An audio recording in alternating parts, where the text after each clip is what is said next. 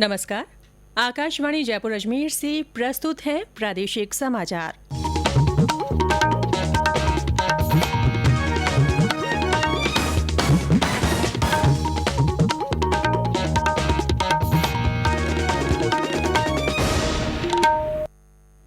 मुख्य समाचार। राज्य विधानसभा का विशेष सत्र आज से होगा शुरू। भाजपा ने सरकार के खिलाफ अविश्वास प्रस्ताव लाने का किया फैसला। खेल मंत्रालय की ओर से फिट इंडिया फ्रीडम रन कल से आज खेल मंत्री करेंगे आयोजन की शुरुआत। राज्य में कोरोना संक्रमितों की संख्या 57,414 हुई। कल सामने आए 1264 नए मामले। और प्रदेश में आज सुबह जयपुर, दौसा और करौली सहित कई जिलों में हुई बारिश। मौसम विभाग ने अगले कुछ घंटों में कोटा संभाग में भारी बारिश की दी चेतावनी।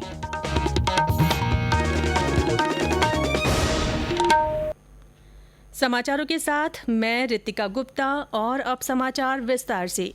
राज्य विधानसभा का विशेष सत्र आज से शुरू हो रहा है। विभिन्न राजनीतिक दलों ने सत्र को लेकर अपनी रणनीति बना ली है। इस बारे में कांग्रेस और भाजपा के विधायक दलों की कल बैठक हुई। हमारे संवाददाता ने बताया कि बहुजन समाज पार्टी ने अपने विधायकों के लिए व्हिप जारी करते हुए कहा है कि वे कांग्रेस के विश्वास प्रस्ताव या अन्य किसी कार्यवाही में सरकार के खिलाफ मतदान करें। प्रदेश के राजनीतिक हालात का ब्यौरा दे रहे हैं हमारे संवाददाता। पूर्व उप मुख्यमंत्री सचिन पायलट और उनके 18 समर्थक विधायकों द्वारा पार्टी से नाराज होकर बागी रुख अपनाने के कारण पिछले एक माह राज्य में राजनीतिक अस्थिरता का माहौल रहा। लेकिन कल कांग्रेस विधायक दल की बैठक में श्री पायलट सहित उनके सभी समर्थक विधायक भी मौजूद रहे। अब कांग्रेस के पास पर्याप्त बहुमत है। इसके बावजूद मुख्यमंत्री अशोक गहलोत ने कहा है कि सरकार सदन में विश्वास मत लाएगी। दूसरी ओर प्रतिपक्ष के नेता गुलाब चंद कटारिया ने भी इस भाजपा द्वारा सदन में सरकार के खिलाफ अविश्वास प्रस्ताव लाने की बात कही है। श्री कटारिया ने सरकार पर हर मोर्चे पर विफल रहने का आरोप भी लगाया है। कोरोना की स्थिति के कारण माना जा रहा है कि सत्र बहुत कम समय का होगा, लेकिन पिछले दिनों प्रदेश में हुए राजनीतिक घटनाक्रम के कारण पक्ष और विपक्ष के बीच सदन में तीखी नोकझोंक होने की व्यापक संभावना है। जितेंद्र द्विवेदी, आकाशवाणी समाचार, जयपुर। इधर कांग्रेस ने विधायक भंवरलाल शर्मा और विश्वेंद्र सिंह का निलंबन भी रद्द कर दिया है। वहीं बसपा विधायकों की कांग्रेस में शामिल होने संबंधी मामलों में आज राजस्थान उच्च न्यायालय में फिर सुनवाई होगी। कल हुई सुनवाई में अदालत ने कार्यवाही आज तक के लिए स्थगित कर दी थी। खेल मंत्रालय कल से 2 अक्टूबर तक फिट इंडिया फ्रीडम रन का आयोजन कर रहा है। देश भर में आयोजित किए जाने वाले ये कार्यक्रम अपनी तरह का अनूठा आयोजन है। खेल मंत्री किरेन रिजिजू आज इस आयोजन की शुरुआत करेंगे। देश में कोरोना महामारी के प्रकोप और आपसी दूरी बनाए रखने संबंधी नियमों के अनुसार सरकार ने इस दौड़ के प्रतिभागियों को अपनी सुविधा के स्थान और समय पर अपनी ही रफ्तार से दौड़ लगाने को प्रोत्साहित करने का फैसला किया है। इस आयोजन में हिस्सा लेने वाले व्यक्ति और संगठन फिट इंडिया की वेबसाइट पर अपना पंजीकरण करा सकते हैं।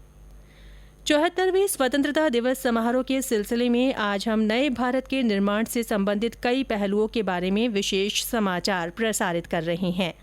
प्रधानमंत्री नरेंद्र मोदी के नेतृत्व में सरकार ने नए भारत के निर्माण का लक्ष्य हासिल करने के लिए कई उपाय किए हैं। प्रधानमंत्री ने ऐसे भारत के निर्माण का आह्वान किया है जो स्वच्छ और भ्रष्टाचार, गरीबी, आतंकवाद, जातिवाद तथा संप्रदाय से मुक्त हो। पिछले 5 वर्षों में सरकार ने प्रधानमंत्री आवास योजना के तहत 2022 तक सभी को मकान, किसानों की आय दोगुनी करने और आयुष्मान भारत योजना सहित कई कार्यक्रम शुरू किए हैं।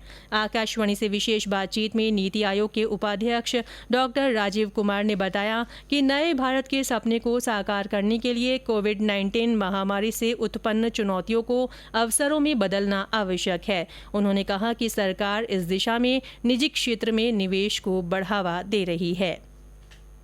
श्रोताओं, कल हम सब 74वां स्वतंत्रता दिवस मनाएंगे। इस मौके पर आकाशवाणी जयपुर का समाचार विभाग अपने श्रोताओं को भी शामिल करना चाहता है।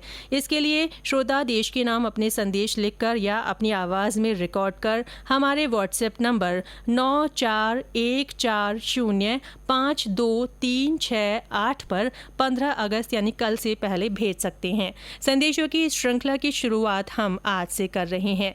आज पेश है उदयपुर के इंटाली गांव के हमारे श्रोता राजेश पुष्करना का संदेश। सारे जहां से अच्छा हिंदुस्तान हमारा, हमें भारतीय होने पर गर्व है। आइए इस स्वतंत्रता दिवस के मौके पर हम खुद को अपराध, भ्रष्टाचार, भय और जातिवाद से खुद को मुक्त करने का संकल्प लें। ये समाचार आकाशवाणी जयपुर अजमेर से प्रसारित किए जा रहे हैं। प्रादेशिक समाचार बुलेटिन आप हमारे ट्विटर हैंडल @AIRnews_जयपुर पर फॉलो कर सकते हैं। राज्य में कोरोना वायरस का प्रसार लगातार जारी है। कल 1264 नए मरीज मिलने के बाद कोरोना मरीजों की कुल संख्या 57,414 हो गई है। सबसे ज्यादा 200 मामले कोटा में सामने आए हैं। स्वास्थ्य विभाग से मिली जानकारी के अनुसार जयपुर में 157, जोधपुर में 133, सीकर में 91, अजमेर में 80, बीकानेर में 78, अलवर में 73, भीलवाड़ा में 59, उदयपुर में 53, भरतपुर में 50, चित्तौड़गढ़ में 40, पाली में 34, बाड़मेर में 32, श्रीगंगानगर में 25, झालावाड़ में 23, हनुमानगढ़ और करौली में 21, राजसमंद में 20, धौलपुर में 19, जालौर में 14, चूरू में 12, बारां में 9, नागौर में 8, दौसा में 7, प्रतापगढ़ में 4 और सवाई माधोपुर में 1 व्यक्ति में संक्रमण की पुष्टि हुई। वहीं 41,819 लोग इलाज के बाद स्वस्थ हो चुके हैं। राज्य में अब 14,762 एक्टिव केस बचे हैं। 833 लोगों की इस बीमारी से मृत्यु हो चुकी है। प्रधानमंत्री नरेंद्र मोदी द्वारा कल लॉन्च किए गए पारदर्शी कराधान ईमानदार का सम्मान पोर्टल को राज्य के विभिन्न वर्गों ने करों में सुधार की प्रक्रिया के लिए महत्वपूर्ण बताया है। बीकानेर के चार्टर्ड अकाउंटेंट सुधीश शर्मा ने कहा कि इसके माध्यम से कर प्रक्रिया काफी सरल हो जाएगी। आने वाले टाइम के अंदर जो योजना प्रधानमंत्री घोषित की है उसके तहत इनकम टैक्स की सारी प्रक्रिया को बहुत सरल बनाया जाएगा। इसको पेनलेस, सीमलेस और फेसलेस बनाने की घोषणा की गई है। तो प्रधानमंत्री ने जब इस स्कीम की घोषणा की है उसके साथ ही एक टैक्स चार्टर की भी घोषणा की है, जिसमें टैक्स पेयर्स के लिए कुछ घोषणा की गई है कि उनको डिपार्टमेंट अब उनकी हर बात को ईमानदारी से मानकर चलेगा। उनकी किसी भी तरीके की कॉन्फिडेंशियल इंफॉर्मेशंस को किसी के साथ लीक नहीं करेगा और जब तक कि उसके ऊपर डिमांड खड़ी नहीं हो जाती उसको किसी तरीके से परेशान नहीं किया जाएगा। वहीं अनाज व्यापारी मोहन सुराणा ने कहा कि आयकर भरने और इसकी जांच ऑनलाइन होने से सभी को सुविधा मिलेगी। ईमानदार टैक्स पेयर के लिए बहुत अच्छी घोषणा की है, जिनका व्यापारी वर्ग स्वागत करते हैं।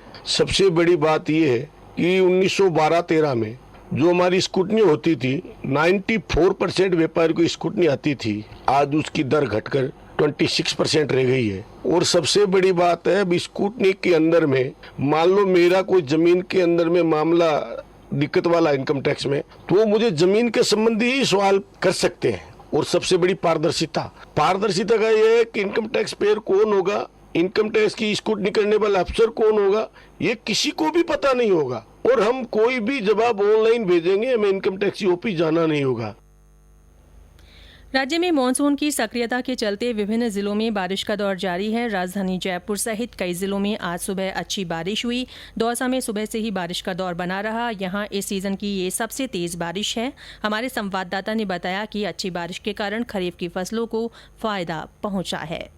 दौसा व इसके आसपास के इलाकों में आज मानसून की सबसे तेज बारिश हुई। सुबह 4 बजे से शुरू हुई यह मूसलाधार बारिश 6 बजे तक जारी रही। 2 घंटे तक हुई इस मूसलाधार बारिश से शहर के निचले इलाकों में पानी भर गया। शहर के Mandi road, Lalsot road, Agra road, Jaipur road सहित विभिन्न इलाके पूरी तरह पानी से लबालब हो गए। इधर ग्रामीण इलाकों में इस मूसलाधार बारिश से खेतों में पानी भर गया। किसानों का कहना है कि इस बारिश से खरीफ की फसल के साथ साथ आगामी रबी की फसल को भी लाभ मिलने की संभावना है। संतोष कुमार शर्मा, आकाशवाणी समाचार, दौसा।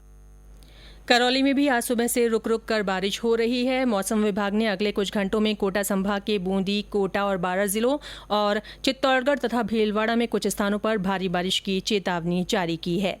और अंत में मुख्य समाचार एक बार फिर। राज्य विधानसभा का विशेष सत्र आज से शुरू होगा। भाजपा ने सरकार के खिलाफ अविश्वास प्रस्ताव लाने का फैसला लिया है। खेल मंत्रालय की ओर से फिट इंडिया फ्रीडम रन कल से आयोजित होगा। आज खेल मंत्री इस आयोजन की शुरुआत करेंगे। राज्य में कोरोना संक्रमितों की संख्या 57,414 हो गई है। कल 1264 नए मामले मिले हैं। और प्रदेश में आज सुबह जयपुर, दौसा और करौली सहित कई जिलों में बारिश हुई। मौसम विभाग ने अगले कुछ घंटों में कोटा संभाग में भारी बारिश की चेतावनी दी है। इसी के साथ प्रादेशिक समाचार बुलेटिन समाप्त हुआ। हमारा अगला बुलेटिन हिंदी में दोपहर 12:30 बजे प्रसारित होगा। नमस्कार।